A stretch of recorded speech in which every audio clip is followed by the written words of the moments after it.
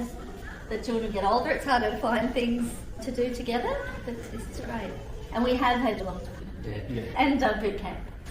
And Alex studying psychology and really useful tools, and other things to help with their studies and things like that. So just moving on to the ice bath, how do you feel now? You've had your 2 minutes, all 4 of you in the ice bath at the same time. How do you actually feel now that your body's coming back to feeling warm again? And can you describe a little bit of your ice bath experience?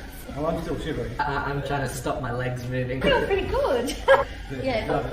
I love the cold water in the morning. You go to the beach a lot and that sort of thing. So it was just a bit colder than normal. It's something way out of my comfort zone, so it was great to have the opportunity to do something different. And I wasn't sure that I could do it.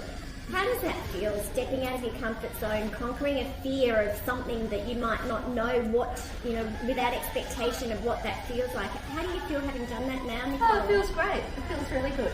And just having the encouragement and the group environment helped. I probably wouldn't have signed up by myself to do this, for example. So thanks for the opportunity.